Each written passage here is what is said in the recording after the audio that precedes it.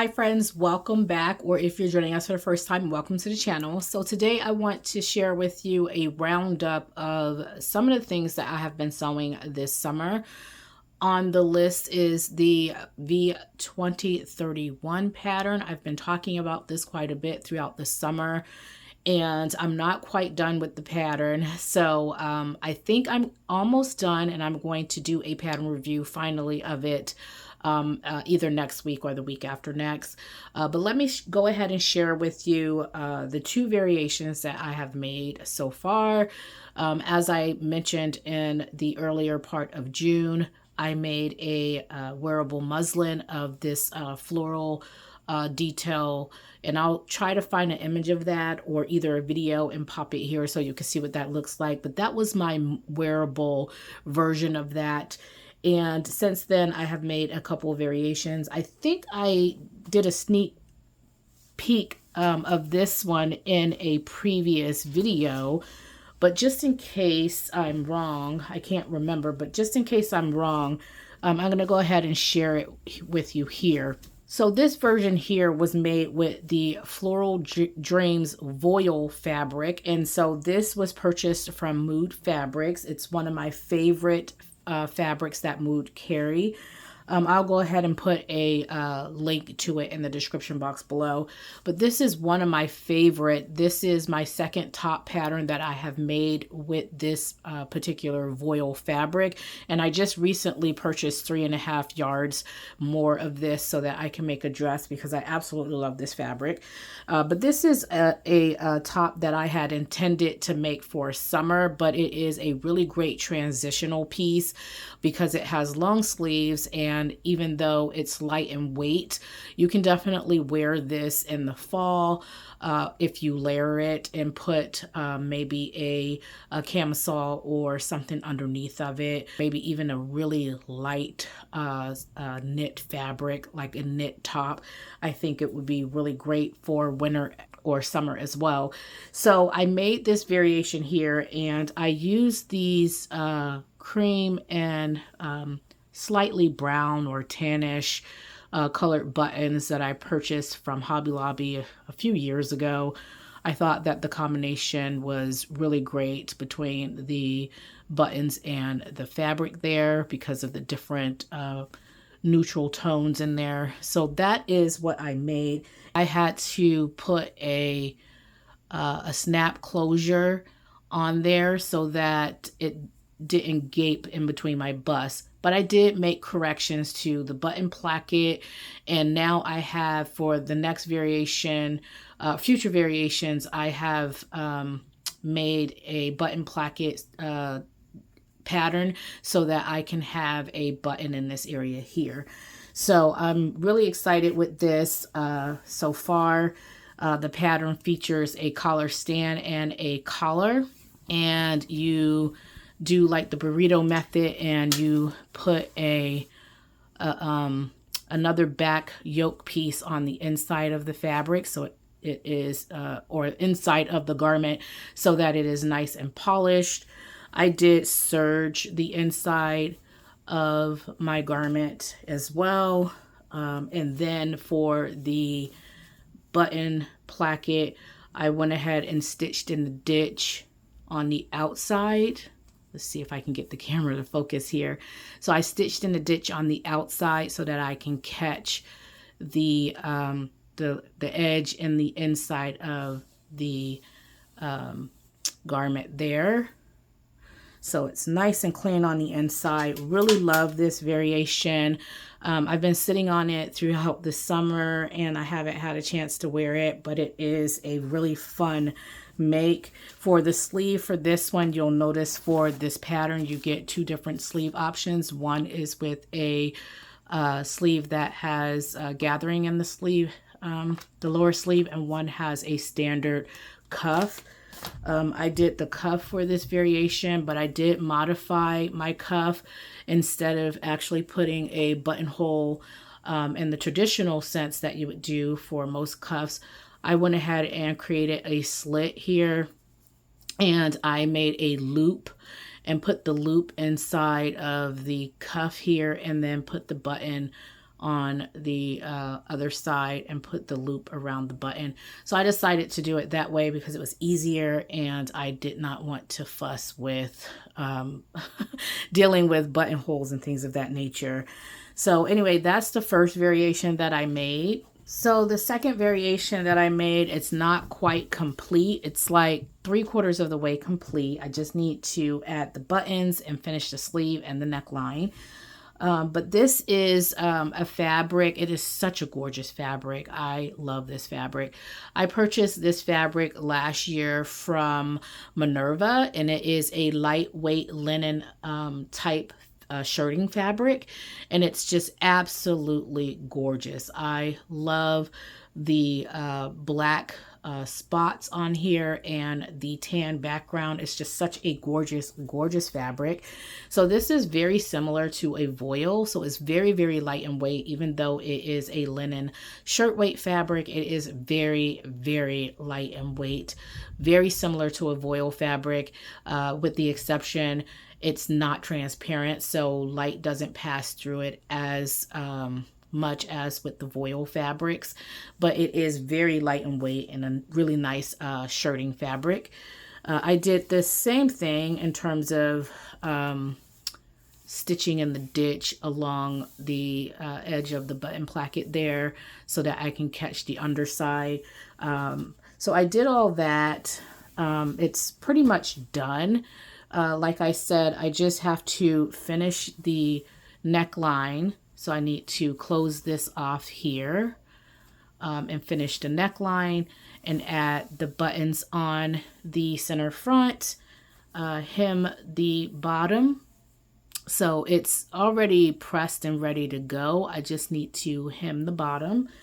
And then the sleeve here, I haven't decided if I want to cut the sleeve shorter and add an elastic in the sleeve, as you see here, or keep it longer and add the cuff on. So I'm kind of sitting on this one and I haven't decided what I want it to do. I'll go ahead and put an image here of the shirt itself, as well as the next pattern that I'm going to be sharing with you that I have made throughout this summer is a Mimi G pattern. And the skirt pattern out of that pattern is one that I have made intentionally to go with this top here, because I'm creating a mini capsule wardrobe with these patterns that I am mentioning in this video today. And with that pattern, I decided to go ahead and use the remainder of my fabric for the Mimi G skirt. Well, the variation that I did for the Mimi G skirt is a long variation. It's a maxi, the maxi length. And with the long sleeve top and the maxi length skirt, it looks to be a little bit much, and so I'm thinking about cutting the sleeve on this so I can show a little bit of skin and not all fabric. And so that's one of the reasons why I was sitting on this. But I had intentionally, I purchased that fabric with the intention of making a style art pattern. It was a button front dress that I wanted to make, but when I got the fabric, I realized it was very light in weight, and it would not have been as suitable for my original plans, because I had all this fabric that I wanted to use and I didn't want to waste the fabric. And so I made the long skirt in the Mimi G pattern and the long top in this Vogue pattern here. But I think I might go ahead and just trim the lower edge of the sleeve and get a shorter sleeve so that I can show a little bit of skin. So speaking of the Mimi G pattern, it is this pattern here, the Mimi G Simplicity S9894 pattern, and you can do 2 different lengths here. And you can even, if you want it longer, if you want it like a knee length or a midi length, you can also alter the pattern to do that. It's really easy to do that. But they do just have these 2 variations here. You do have different panels or sections in the pattern that you're going to be sewing together. I did the size 18, and that's approximately 33.5 inches for the waist. And I didn't make any other adjustments. I just went with that size for the waist and the hip. And as you can see, the pattern is a fit and flare dress, and so it flares out at the hip, so I really doubt that you would have any problems with your hips, but I found that it does have quite a bit of room for your hips. It's a really nice flowy dress, and I made 2 variations. So this is the first, and I'll put an image here of what that looks like on my dress form paired with this top pattern here. So I do like the way that the 2 go together really well. When they're paired together, it looks like a dress, which is what I was going for.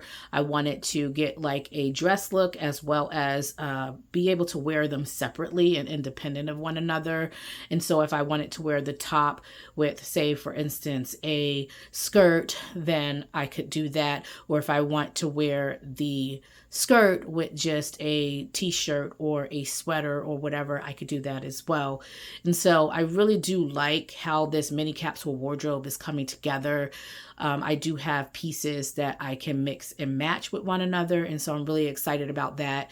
But this is that Mimi G skirt, and as you can see, it has a zipper that goes on the side of the, I need to put a clasp here, I didn't do that yet, but it has a zipper that goes on the side seam there. So really like it. Let me show you the panels. You're not going to be able to see the panels very much because of the type of print this is, but I'll go ahead and turn it inside out.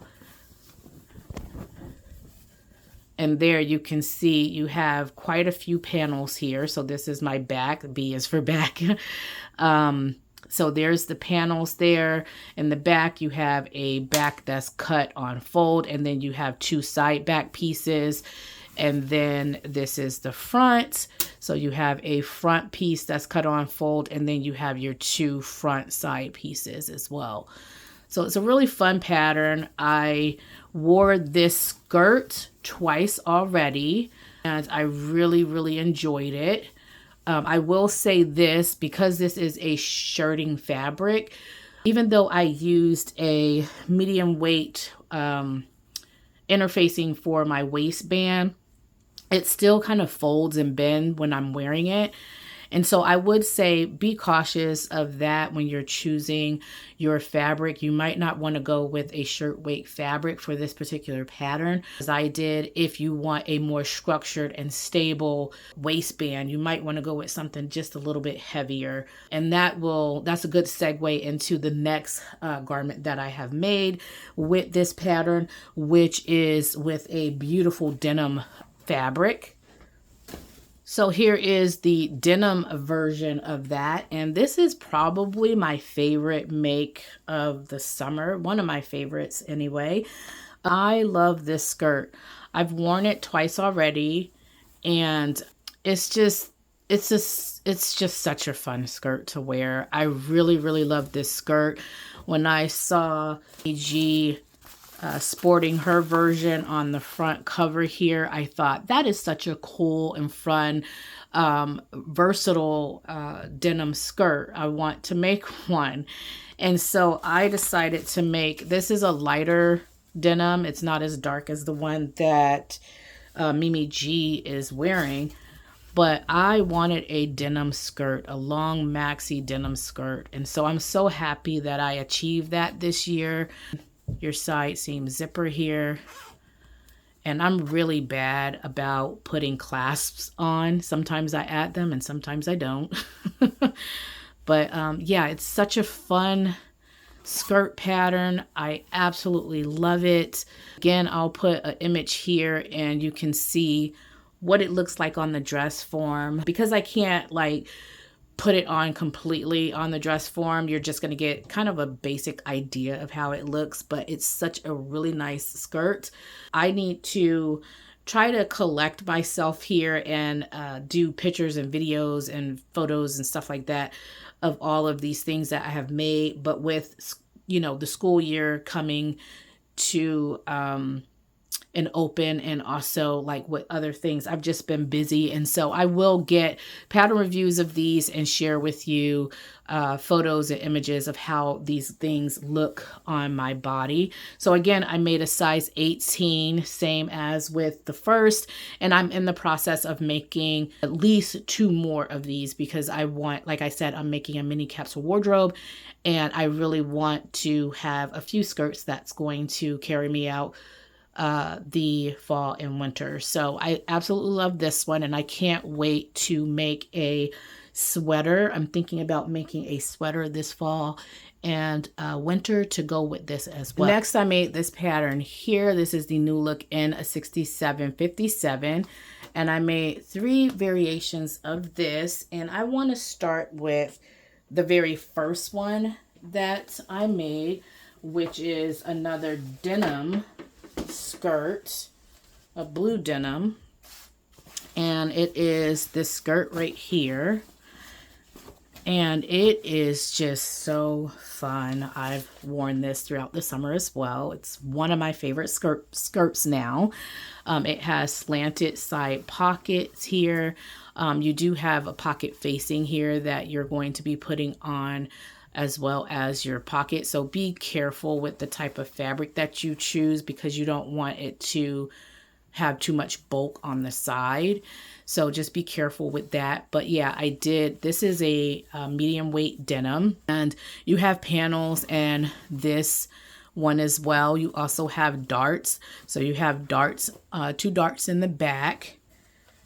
You don't have any darts in the front, but you do have a center front seam in the front. So you might want to pay attention to your fabric as well. If you're using any big floral designs, you might want to cut your pattern on fold instead of cutting them out twice. And I'll share with you one of my variations that I've done with I've done that with one of my variations because I didn't want to break up the floral print. This pattern is very long in the tooth. So on the model, I would venture to say she's somewhere between 5'4" and 5'6", or maybe even taller than that, because this hits right below her knee, a couple of inches below her knee, but not quite at her calves. And for me, it goes down quite low. In fact, I think I had to actually cut off an inch, and then I did a wide 1¼ inch wide hem as well. And so for the second variation, I actually adjusted that, and I made it a little bit shorter, and so it's more knee length, a little bit below my knee. I think it hits kind of like 2 or 3 inches below my knee, kind of similar to this, but this one's longer, which I'm not complaining about. I did enjoy it. Really enjoyed this skirt pattern, and I think I might make a few more. Now I will say this, now the fabric suggestions are let's see here, for view B, which is our skirt, it's calling for chambray, cotton blends, linen blends, sateen, piqué, I think that's how you pronounce that fabric, seersucker, stretch wovens, double knit, and ponte. And so I did a stretch woven for the first 2 variations, and it's a stretch denim. And even for my third variation, it has a little bit of stretch in it as well. It's not like the denim fabrics, but it does have a little bit of stretch in it as well. And so I will say, depending on the type of fabric that you choose will determine what size you're going to go with.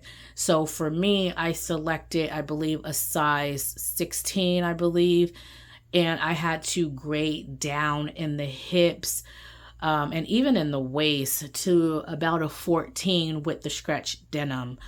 With the other stretch woven fabric, I went back up to the size 16, and that still wasn't quite the best fit. Like it's fitted more so than what you see here. Hers is more of a semi-fit.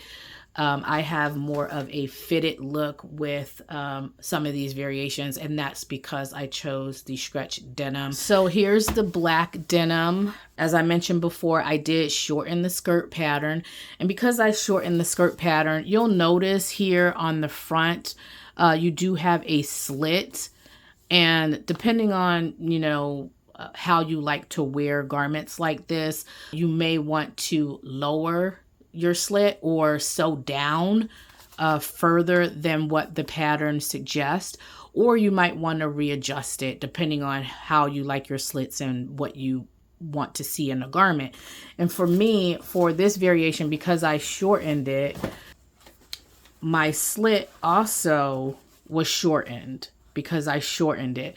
So if you want to go higher up, you can do that. If you want to be more modest and you don't want to go higher up, you can just do as I did and just leave that slit there.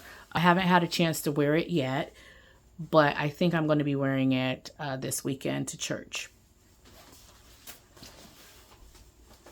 The last skirt that I've made with this is this beautiful skirt here. This is a fabric that I also purchased from Mood, and it is a stretch cotton sateen fabric. It has floral designs, really big, large floral designs going throughout the entire pattern here of the fabric, and it has a black background.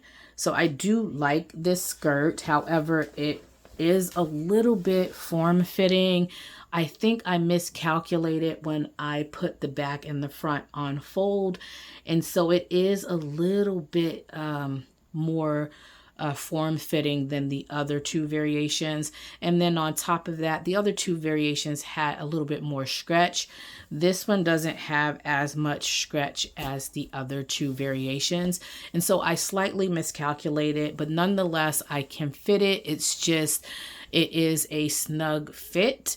And so I'm not quite for certain how I feel about that, but I did pay for this fabric and I'm going to get my money's worth out of it. So I will wear it at least a few times before I decide to donate it. What I love about this pattern is that it has these really nice side pockets here. I love these side pockets with the facing here. So really love this one as well. And as I mentioned, because I put this one on fold because I didn't want to disrupt all the beautiful flowers, and so I put the front on fold and I also put the back on fold. And if I didn't mention that with the other two variations, the front and the back pattern, the original design, you do cut them out twice and you're sewing a 5/8 of an inch seam allowance, and then you have a zipper on the side of your garment. So all variations have a zipper on the side of my garment. The only thing that I did different with this one is that I put it on fold. And again, I slightly miscalculated. And so in the future, I would probably add 5/8 of an inch, especially if I am doing a skirt pattern that does not have as much stretch. If I want to keep that size 16, I will definitely do that in the future. And then lastly, I've been playing with this pattern here, the new Look 6107. It is an older pattern. I didn't see this pattern on the Simplicity website, so I don't know if it's still in production or not. But I have seen a few copies at like Hobby Lobby and Joann in the last year. So I don't know if it's something that is still floating around. However, this is one that I have had in my stash, and I decided to go ahead and make something with it. So I made a skirt E here. So as you can see, it is just a simple skirt pattern. You have 2 darts in the front of the garment, and I believe you have darts in the back. Let me check. Yes, you have darts in the back as well. So you have a really nice wide waistband. So I think this is like a 1-inch wide waistband. The zipper goes in the back of the garment this time with this pattern here. So you do have a nice little zipper that you're going to place at the back there. And let's see, did I put the clasp? Nope, I didn't put the clasp on. But you do have a zipper in the back, and then you also have a kickback pleat as well in the back. So it's a really nice skirt pattern, really simple and easy. My first variation that I made, which is this one, I didn't make any other variations yet. I'm waiting for some fabric to come in the mail from Mood, and I want to make a few more variations of a cotton sateen skirt with this skirt pattern here. This was the first and only variation I've made so far. And what I have noticed is, so I started out with the size 18, and because that's generally my size. Now, the pattern does not come with any kind of listed measurements on the tissue paper, and I didn't see any on the back of the envelope either. It gives you garment measurements, but it doesn't give you finished garment measurements. And so I went with the size 18 because I thought, you know, that's usually close in size. What I have found is that the mid section for that size was just very big. And so I had to do a tummy adjustment to get some of that extra fabric out in that area. And then also I noticed that the hip area was very big as well. And so I went ahead and slimmed that out. And so I went down to a size 16 for the hip and the waist as well, and kind of made those corrections to this garment here. So I didn't do a tummy adjustment on this skirt pattern. I went back and I did a tummy adjustment to the pattern after the fact. And so I still have a little bit of excess fabric in this area. But when I took in the waist and the hip area down to the size 14, that helped a little bit. So going forward, I will use that tummy adjustment and go ahead and include that into future variations. Currently, I am doing this top pattern view A, so I have a mock-up of it, and I'll put an image here and share with you what it looks like. I don't really like the neckline of this pattern. It gapes a lot around the back of the neckline, coming forward to pretty much where that forward shoulder area is on the top.